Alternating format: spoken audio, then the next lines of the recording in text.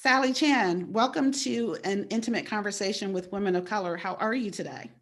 I am doing well. How about yourself? Wonderful, wonderful. The sun has been shining. It's been in the 50s and the 60s here in the Detroit. So life is good. I love that in Detroit, life is good for me. I'd be like, 50 or 60. What do I do Right? here in sunny California? Right. Where's my Parker? Like I need thermal underwear and all of that stuff, right? Hashtag truth. I do have a blanket over me as the 60-degree weather is too much. And and the thing that's crazy is 60 outside is like, oh my God, it's warm, take off the jackets, but 60 in the house is cold. It So, is true. It's very true. right? That's so Thank you for weird to me. validating my experience at the moment. Yeah, it's really weird how it's like that, but it is what it is. Yeah. So I want to introduce you to our listeners. So today's guest is Sally Chan. She is a seasoned corporate social responsibility or CSR executive with more than 16 years of experience in multi-stakeholder engagement, policy development and administration, risk assessment, reputation research, business integration and reporting and measurement. And in Sally's current role as Vice President for Community Engagement at Warner Brothers, she is responsible for overseeing the Global Impact Employee Giving Program and creating workforce training opportunities for underserved groups. Sally, tell us more about you. Well, thank you so much for having me.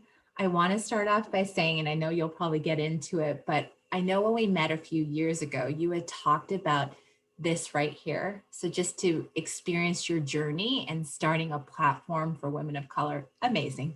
Thank So you. thanks for having me. I guess just on the professional side, because people always want to know a little bit more about that. I've been in entertainment for 20 years, all within the social impact space. And why I love that is I get paid, right, Right. to leverage company resources to affect change on the micro, maybe even macro level, so that how we see ourselves, what we believe is constantly challenged, reaffirmed, restored. And so this opportunity right here is so in line with what I'm all about. And so I hope that in the sharing of your journey and my story, that intersection really helps other people feel seen.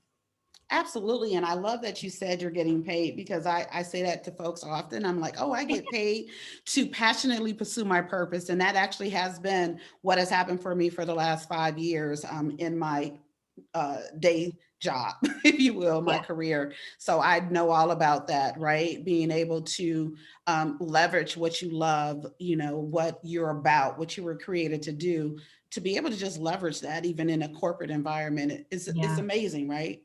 It's Yes. it's amazing. So you mentioned that and how we kind of connected. And so that was October of 2019. I It remember was. that because I was in LA for the Revolt Summit and I was tagging along with somebody else, right? Just riding along, a passenger. And she had a meeting with you and we met and we talked and it was a great conversation. I really appreciated meeting you. And so again, that was October. And Yeah. then fast forward to the new year, for me, it was about, okay, how am I going to level up? What am I going to do?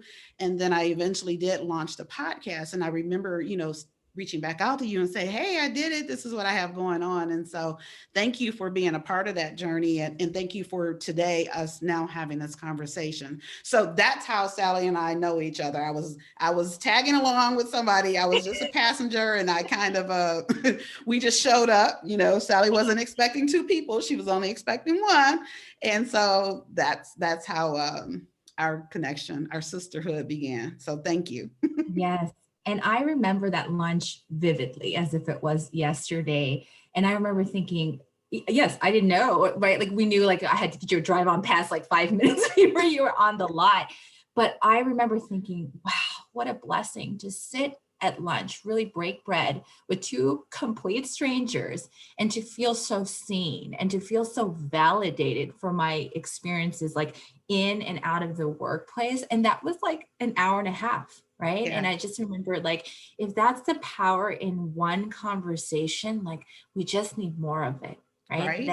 Right. That meaningful connection where you get to just show up as yourself. And I know in the beginning, right? The three of us were kind of feeling each other out. Like, I don't want to reveal too much. And we're kind of in a corporate setting, but as soon as we let down the guards and you guys created that safe space, it was just like, from there, you couldn't shut it down. Absolutely. It was real talk. It was absolutely Mhm. a safe space. And then it grew from Yeah. there, right? Because it's a sisterhood.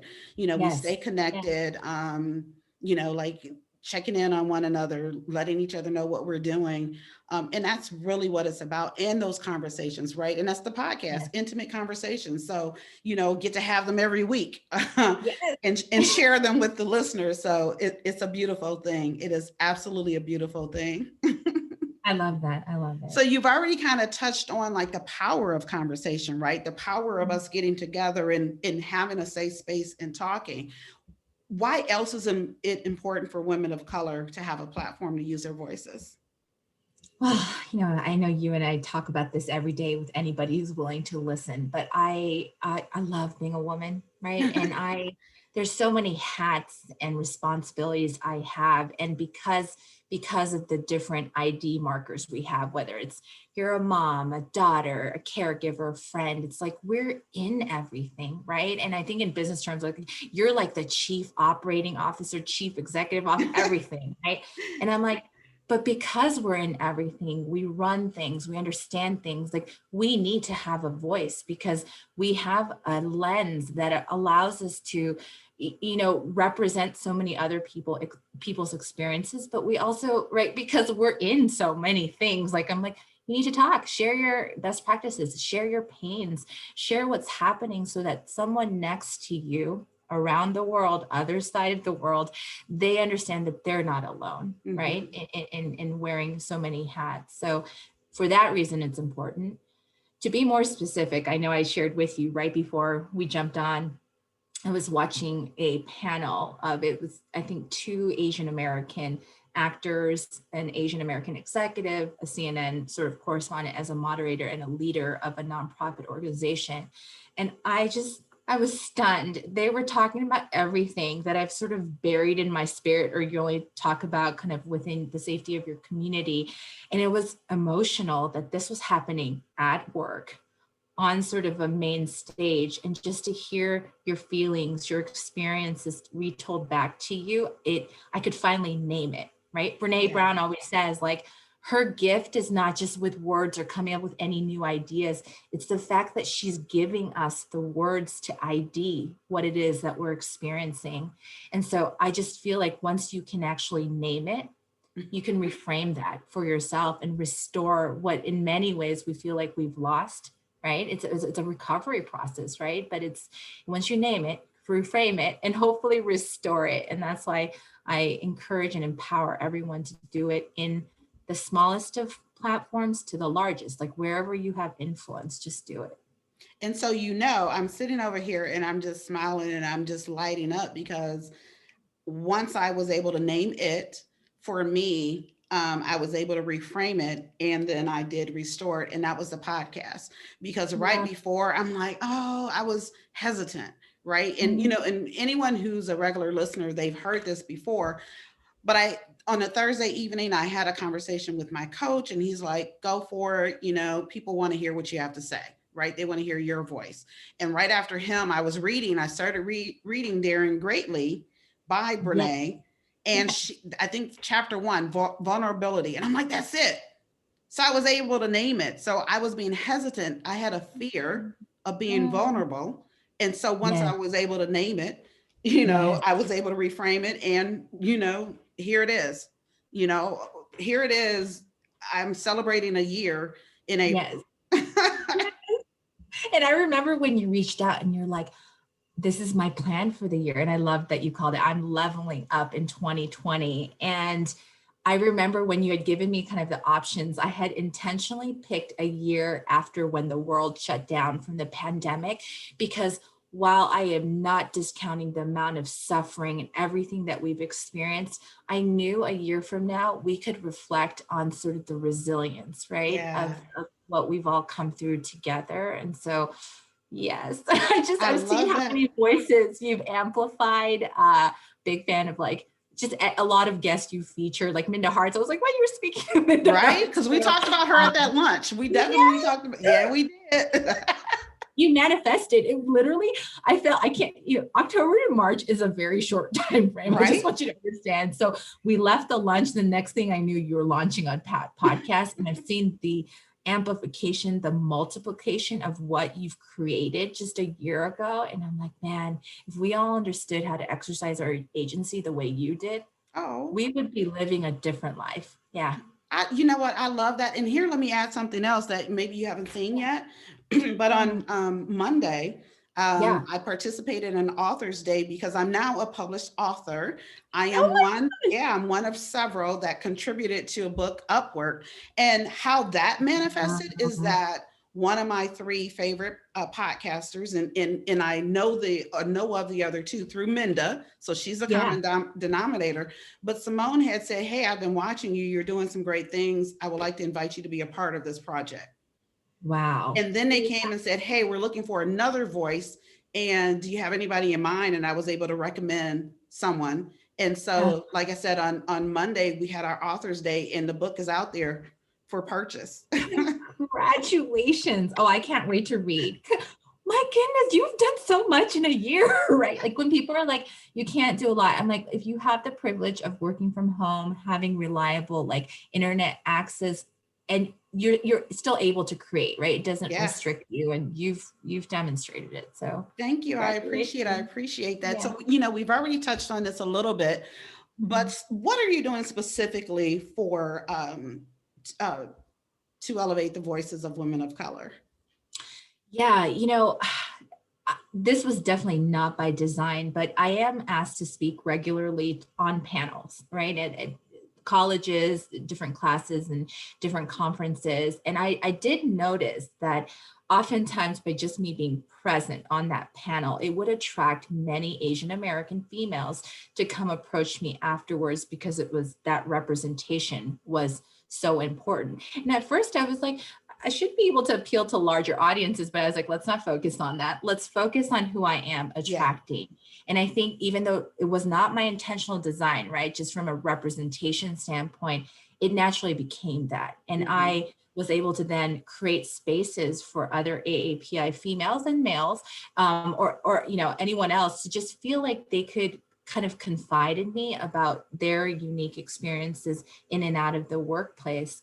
And then it kind of sort of burgeoned into a personal project I'm working on where we've been interviewing women who identify as, AAPI, and just trying to understand what early childhood traumas around racial and ethnic identity and how they might sort of still exist and manifest in kind of your professional workplace. And what we notice is that even if generationally you might be an immigrant yourself or be a second generation or even third, that there were some commonalities in terms of kind of what you experienced early on and how it shows up in the workplace. And so I'm like, oh my goodness, we're on to something here. Like if we all represent different sort of cultural backgrounds, because under the AAPI banner you have 54 Asian countries represented, and we're all supposed to like understand, right, like the unique sort of heritage, history, plus, or inter and intra. And so I think a long way of saying, like, once you start sort of creating the space and helping people name it and find their voice, you can't, right? It's hard to quell. Like it will just only rise and replicate and do so in a way that other people just realize like it's not hard, right? You just need to say it out loud, and somebody else may find a way to say it to somebody else. Yeah. Yeah. So what are you finding? Like, what are some of the common experiences that you're Yeah, I finding? mean, right. I am finding that early on, if being different was negative, right? It's a negative for you. Oftentimes, as sort of a defense mechanism, you tend to either withdraw, disassociate, or right, blend in as a way to survive. And Mhm. so it made me realize, how oftentimes we hear this singular narrative about all Asians that are here in America, that they're quiet, they're obedient, they're reserved, they're polite, or whatever else it might be. And I maybe wonder, maybe because that is sometimes a cultural value in some, some Asian countries. But I often wondered, is that just a survival mechanism, a defense mechanism where you're like, I don't want to be called out for being different. When you're a child, like different different is usually negative, right? Yeah. That's why you get bullied, why you get picked on. And so we just found that if that was your early experience, once you get into the workplace, like you do what you can not to rock the boat, to stand out, to blend in, which then often materializes into, well, you're too soft spoken. You need to be more extroverted or speak up and speak out. And I think then it starts to create this dangerous stereotype and model minority myth that if you don't stay within the confines of that, then, dot, dot, dot. Yeah. And, so last week, my guest, Asian American, she mentioned, and we talked about the model minority. And I don't think I had heard of it until she mentioned it. Hadn't heard the words. Definitely knew what she was talking about, right? But hadn't heard the word. So yeah, so good, for that research that you're doing. And so that you're calling that out, right? You're naming it. And then what? Yeah. What do you do with that? Yeah, so that's the journey I'm on right now, because I know folks are like, well, is this, do we create a nonprofit organization? Because I know within the Black community, having an NAACP Urban League and so many colors of change is important, right? Because it convenes folks who are the advocates, right? And the sort of speakers on various issues that might be unique to that community. In the Asian community, because of what I talked about, having 54 countries under one umbrella with very different, right?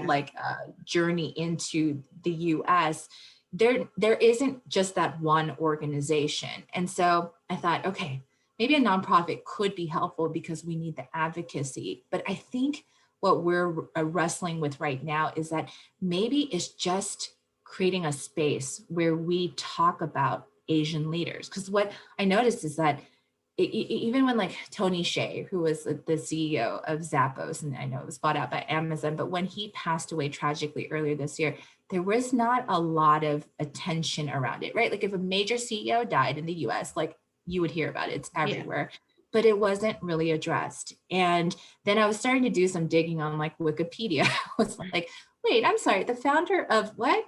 Peloton and Noom and, all of these major tech companies, they're Asian. How come I don't know about it, right? We all know about the Zuckerbergs, the Jeff Bezos and folks, but it's just it's just that the amplification isn't there. They might be leaders, but they're invisible. No one knows about it. No one knows the history. No one knows it's even happening in kind of present day. And I realized even for myself, I knew of Indra Nooyi, right, as the CEO of Pepsi, because I was like, yes, Asian female CEO. It was history in the making, just like when Carly Fiorina was heading up HP. But it was that's where the story ended for me. It was kind of I can't name anybody else. So I think that's what we're wrestling with, is how do we amplify, tell more of those stories, because the stories are there to be told. Yeah. So I'll let you know, hopefully a year from now. Yeah, right. You have to come back and tell, I will. Your anniversary, my Sally Chan anniversary. Yes, I love it. Right. So then, so some of this you're still trying to solve for, but then there's some that you can actually speak to. So there are some women, and since we're talking about Asian American and Pacific Islanders, that don't recognize the power of their voice. Yeah. And I define voice as any form of expression. So that's speaking, it could be singing, it could be, dancing. So what would you tell a woman who hasn't recognized the power of their voice? What would you like to tell them so that they can recognize that power? Yeah, I mean, one, I want to acknowledge, because I remember, I think it was actually 2 years ago, I went to a women's conference, and Tarana Burke and Mira Sorvino were actually talking to a group of women who were, trauma survivors from sexual assault, right? And I remember her saying, if you are not ready to speak, right, that's okay. There are enough of us that are standing here in front of the room ready to tell our story. But when you are on your journey and you find that voice, just know like we're there in that process with you. And that has always stuck with me. Like I was like, not everyone is at the point to speak because I don't know what trauma they've experienced. I don't know how they've been defending themselves. But when you are ready to speak, I think it, and I heard it from one of the executives who spoke on the panel. It's like once you find your voice, you just can't shut it up, Yeah, right? That's right. verbatim. That's what she said. It's like you want to turn it off some days because it can be exhausting, but you're just like, no, because now you're like, oh, that's that light, that fire, that Mhm. power where you're like, this is who I am, and how I show up is expressed through my voice, through writing, through dancing, and you need it, right? You need it to feel complete and whole. And it doesn't always have to be in the verbal sense, to your Right. point. It's just an expression of your identity and your inner being and soul being manifested out in a way that other people can witness it, right? So, Yeah, and you know what? And so there was three of us at that luncheon, right? And so our third party, and again, the one that I was tagging along with, yes, Tanita says now, right? After George Floyd, her voice was turned on. She went that's ahead and right. started using her voice, and she hasn't That's been right. able to turn it off since then, right? And Yeah. there's beauty in that, but it's absolutely when you're ready, because you do Mhm. have to be ready. You absolutely have Yeah. to be ready, and it's okay if you're not ready today, Yeah. because that's where we come in, right? that's Yes. that's the whole point of the sisterhood. So there are some of us that are already using our voices. You're at different parts of your journey, you're at different Yes. levels. And so some people are, hey, they're already speaking, they're used to their voices. Others are just like, laying in a cut and just like, okay, I'm not there yet, I'm not ready, Yeah. for numerous reasons, all valid reasons. And then when you are, it's on, right? And Yeah. you said it earlier, it's like it is exhausting because you're like, because we see things, right? We see things Yeah. and like, I see it, I need to say something. And it is exhausting because there's so much that comes with that, right? It's part of Yes. what we were talking about beforehand is that, there's a price to pay, Yes. and the price to pay isn't necessarily a negative, and it's not Mhm. necessarily too much, but it is a Mhm. price, whatever Yeah. that price is. It could be a great thing. That price could be that, I paid as price, it's a down payment on something huge, large, right? Yes.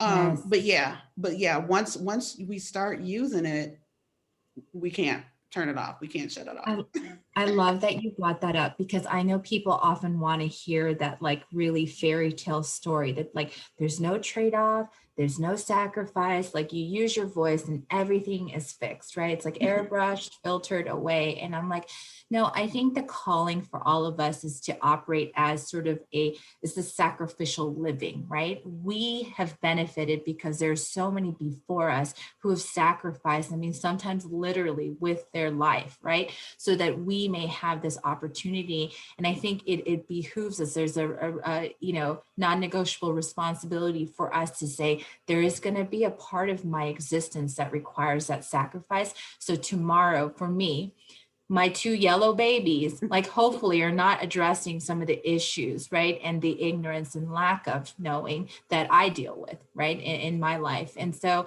and I see it. I always love this idea of sort of intergenerational sort of coaching, talking, because when I think about what my parents or my grandparents had to go through, like one story I've been told is like my grandmother and my eldest auntie on my dad's side, they had threatened to hang themselves Mm, because my grandfather did not believe in the value of educating women, right, as daughters. And I remember hearing that because I was like, Mom, do I have to go to college? I mean, shouldn't it be a choice whether I go or not? And my mom is like, your grandmother. And then I was like, okay, I love that it's still a choice whether I go or not, because that shouldn't rob me of my choice. But man, just to understand what needed to happen for me to even have an option, yeah, right. that that hits home. And I hope that generations thereafter understand that you and I have had to have these uncomfortable or anxiety inducing dialogue in order that they could freely walk in their authenticity without being challenged because of how you were created by God. Like, no, like Absolutely. time is now to fix that. Yeah. And like you said, and we're doing it, it's not even just for us, it's for others. And Yes. that's, you know what, and I told Minda, it was so funny because I said, Minda, you know what, I've been in situations where I'm like, well, what would Minda do? You know, like what would Minda say? It's so funny because I've had that, you know, I'm like, you know, I need to say something to this person about whatever that thing is. And then, you know, like we do, like, oh, should Mhm. I? You know, I don't know. We'll just let it slide. And I'm like, well, what would Minda do? Well, Minda's gonna say something, you know. And Right. so, you know, that's Yeah. often what I'll think about, right? Because Mhm. again, it's not just for me, it's for people who Yeah. come behind. Yes. Yes. It's Right. for And I, people I who come think, I behind. hope that that's what's being erased, because you remember even like 5, 10 years ago when we are talking about, right, in our little chambers about like, well, I don't want to be the angry Black woman, or I don't want to be the feisty Latina, and I have to be the subservient Asian woman. I was like, my God, please tell me we are finally at a place where that is not still what we're worried about, right? Because that was the constraint, right? Like it was like there was a mold for each of us, and God forbid we perpetuate the stereotype, right? And that's the sacrifice that's required to kind of stretch that and say, sorry, I unsubscribe from that. I'm opting out of Right. whatever you created. It is not serving me, so let's move on. That's right. It no Yeah. longer serves me. Absolutely. Yeah. And move on for that, because right now is a time when our voices, you know, they want to hear our voices. People are Mhm. looking to hear. They want to hear what we have to say. And the things that we've been saying for years, they're now listening. They hear us now, Yeah. right? Yeah. And taking action. So I want to kind of pivot into deferred dreams. So that's delaying Mhm. dreams. And so my sister, author and poet Soul True, she wrote a book several years ago, Dreams Deferred. And so Yeah. I decided to incorporate that in honor and memory of her, Mhm. incorporate that into the podcast, right? Because I want to encourage women to think about something that they wanted to do and for whatever reasons they didn't, right? So they could Yeah. have delayed it, they could have denied themselves, but have you experienced that and what have you done about it? Yeah, I mean, I think I also picked this date because I wanted to serve as sort of a marker of where I was on that Yeah. journey. I still think my dream is deferred, and I'm working through that. That's why I use the term wrestling.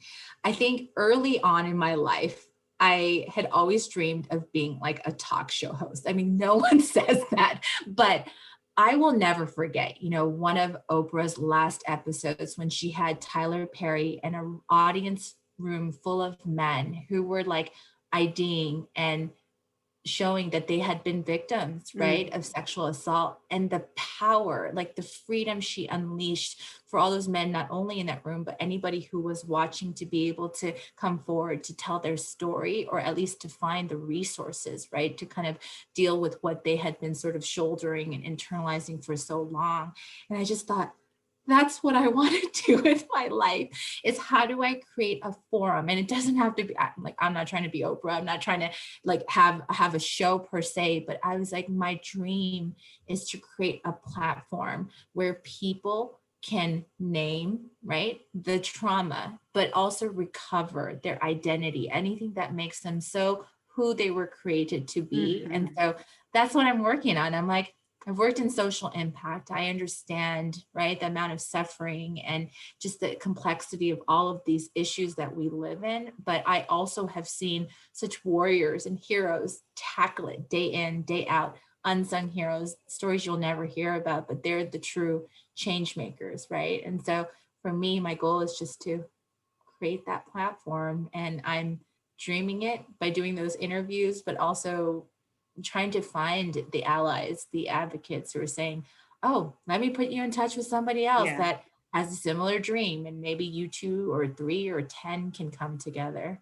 Absolutely. And I love that because today I was walking, listening to one of my three favorite podcasters, Stephen A. Hart, and he has Trailblazers. And he was speaking to a woman who she started by creating a magazine, Impact Mhm. Magazine. And then she said, I want a network. And so Mm. she has launched a network. And she was Wow. talking about the different people who she Wow. would have on her network, but it was all about she wanted this thing to happen. And so, you know, looked at or saw other people, studied like John Johnson, think he's Ebony or BET, Susan L. Taylor, Yeah. Essence. So she studied them, you know, and she's making it happen for herself. And she said it, COVID was like the perfect time to do this because people aren't out and about. They're at Mhm. home and they want to be entertained. And Yes. so knowing that she was able to, you know, pivot and, okay, I want to do this thing. And now is the perfect time to do it. And she's building off of it. And I'm going to have to go back and like really, okay, let me look up her name because I definitely want to reach out to her because I love her story and it's inspiration even for me because Mhm. the podcast it's a podcast. The whole point is to elevate the voices of women of color, but it's building a community. And so Yes. it's podcasts, it's a Facebook group, Mhm. LinkedIn page, you know, other social media. That's what it is right now, right? And like you Mhm. said, you pointed out, it's been less than a year. And Yes. look at what I've accomplished. And that's something to say to people to pause and say right here, look at what you've accomplished.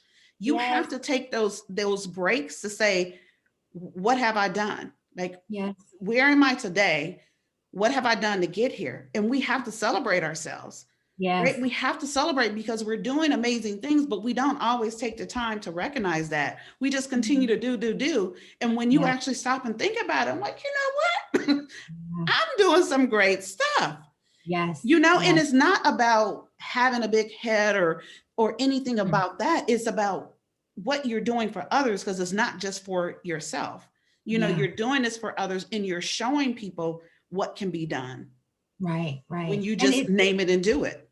yes, and it shows. I know a lot of, and this is not meant to be political, but we have seen how, you know, individuals can use power to divide and, you know, and put negativity out there. But I'm like, let's not give so much attention to that. It's real, and I'm not Mhm. discounting or diluting it, but we need to amplify more of stories like what your experience, because you, one person, was able to do this during a pandemic when it was hard. And if I look at all of the great stories, people always rise and have this great breakthrough after a big pain. Or Mhm. maybe it's a collection of a lot of little pains, or let's not even put a weight on, you know, Right. little or big. And that's what I'm choosing to do with my pain, right? Everything that I've been through in my life, what I've seen like the pain I've seen family and other people go through, I'm like, it happened, it's real, I'm naming it, right? So what next? What do I do with that pain? How do I comfort other people? How do I make people feel seen, less, right, less invisible? And you've done it in a year and during the pandemic. That means anybody who's willing to kind of focus on that, knowing that there's such an exponential sort of benefit to everybody else, like, you can do it. Absolutely. Yeah. And I think oftentimes we wait on government company leaders to do the work for us, and I'm guilty of it. When the Stop AAPI, you know, hate was bubbling up in the media, I was just like sitting there watching. I was like, okay, so is anybody going to talk about it at the company? And I was like, well, why aren't you talking about it? Right. Right? Right. Like, Yeah. like, I mean, Yes, you you. care about it. You care about it. Like, Right. you talk about it. And Yeah. so if I'm on LinkedIn, talk about it, raise awareness about it. And that will have that, right? You've seen it, right? On Facebook or anywhere else, you put it out there and you get 100 likes and maybe 1,000 views. And you're like, even if you didn't like it, 1,000 people are now aware of this, right? Right. And Yeah. that's a positive multiplier that we need to talk about. Absolutely. And take advantage of that and recognize Yeah. it. I mean, and you're in a great place to become that talk show host. Like, hello, ma'am, do you not realize? I don't know if you still go to the lot, but look around. I know every day I'm like, okay, the Ellen show's there, Conan. It's like, I know other people are all about the other shows, and I'm like, I'm always about the talk shows and not the, like ruining people's Right. lives just to exploit it, but really the power of, right, that the story and what it releases for so many people who are just watching. Yeah. Absolutely. And I mean, and you can start it, right? You can start it. Yeah. You can do it. Yeah. Hello, YouTube. Podcast. Everyone's just telling me to But we're Sally is just planting seeds. That's what we're doing. We're planting seeds because it goes yeah. back to exactly what you said. If you're not ready, you know what I'm Mhm. saying? Okay, Yeah. that's fine. But Yeah. then I'm ready for you. You know what I'm saying? I'm gonna say, Yes. okay, I'm gonna plant these seeds. And then when you're ready for that, you'll just make it happen for yourself. Yes, yes, yes. And that's what this was for me. It was like getting outside of my comfort zone and saying, like a year ago, I would have never turned on my camera or been recorded anywhere. And so I was like, thank you, pandemic. I don't have a choice, right? And so now I'm here and I'm comfortable speaking in front of like a recorded screen, Mhm. whatnot. And it's that iterative process, right? To Exactly. get you ready. And you know what, Yeah. Sally? It's the journey, because that's what I recognize for myself. For me, because my vision and goal is to elevate the voices of millions of women of color, like, you have to get there, right? You have Yeah. to be able to talk about something. And if that thing just happens for you, just with no Right. effort, like, there's no journey. Like, what do I tell a person? Like, I can't tell you how to duplicate that because it just happened for me. You know what I'm saying? But in Yeah. my Yeah. case, for me to say, well, I went through this, I said I wanted to do it, and here's the process and the steps, that's something that somebody can duplicate, right? They can Yeah. look at it and say, oh, okay, I can do that same thing. I can follow those steps. Or I Yeah. can look at her steps and, you know what? Here's an easier way to get there or Yes. whatnot. But it has to be something to be able to share with another person. And you're experiencing that as well. People who care about other people and who Mhm. invest in other people and who want to be an example, you have to go through, right? It Yes. doesn't just happen for you, because you need to be able to show other people this is how it's done. They Yes. have to see something to strive for. And so Yeah. that's how we're living our lives. I agree. And I think you're touching upon something that I'm recognizing is that for most people, right, that growth for me happens when you're willing to share the growth process for yourself, right? Because if it was the filter, whatever, you're like, I didn't learn anything. Hmm. But I remember recently I was connected with Marcia Haga, the author, and she was telling me she was a very senior level executive at one of the studios. And she's like, it took me 10 years to finally say I'm gonna leave. It was a process because she's like, I had to think about like, how am I gonna pay my salary? Mm. What am I giving up in benefits? And what are the trade-offs? And I was like, well, that gives me a lot of comfort because here I am in year 5. I'm like dreaming of this like one exit into my new chapter. It might not take me 10 years, but Hmm. she gave me the freedom to say, for her, it took that long, but she has never looked back. And I grew from her sharing her struggles, right? Not the I'm a best-selling author and Right. everything was great. It was like, oh, it was hard. It was Yeah. hard. Yeah. Yeah. And it gave you permission to be okay with not Yes. putting yourself in a time box, Yes. right? Yes. Yes. To let you Yeah. know, okay, you're on the right path. You're good.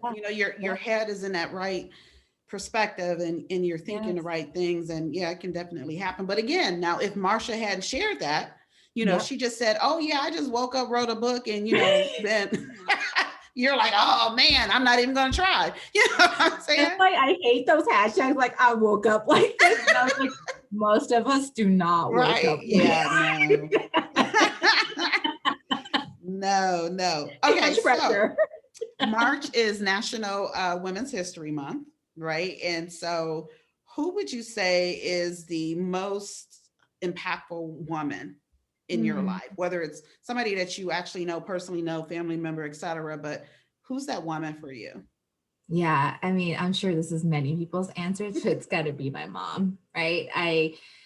And because I think about, I've been around many extraordinary women, but it's like by design, she's my mom. She's going to have the most influence on me. And I think for my mom, right, she was an immigrant here in this country, and just watching her navigate through it with such grace, right, such compassion for herself, for other people.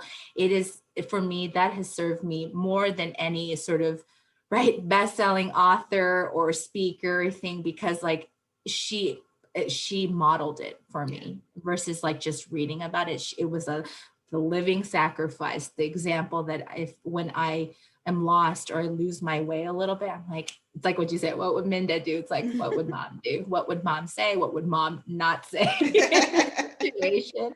Right. So definitely my mom, just the way that she gave up so much of even kind of herself so that we would do better, and that there's never been a regret. She always knew that that was an investment, and just not only our family, but everyone else that is sort of adjacent to her. So, or to that. So yeah, for sure. Hands down, mom. Gotta love moms. Gotta love Yeah. moms. There's a song by the Intruders. I don't know if you're Mhm. familiar with it, but it's an old school song, and it's like I'll always love my mama. So I love Yeah. that. And yes, moms are so pivotal, right? Yes. They pour into us. They're our first love. So Mhm. that first heartbeat, and so they mean a lot. So as we Yeah. begin to wrap, what would you like to leave our listeners with? Oh, that's a good one. I think it's something that I have to remind myself is to be kind to yourself. Mm, I am so hard on myself, right? Because I think my entire life it was like hustle, hustle, hustle. Everything became very performative. But I was like, you know what? The audience is me. Be kind to yourself. Like you said, when you're ready to find your voice, use your voice, you will. There's no timetable, right? But do it because it honors who you are and who you were created to be. And even if it was never your intention or design, other people will benefit and flourish from it. And you are that living example. I'm very honored to be here, but I love that you model it. It's out there, right? So there's no shutting it down, and that's just what you and I want for other people, right? That's why you elevate voices. So thank you, and I hope that that's a blessing for others. absolutely. Thank you so much. So, Sally Chan, thank you for lending your voice to an intimate conversation with women of color, and enjoy the rest of your day. You too. Thank you.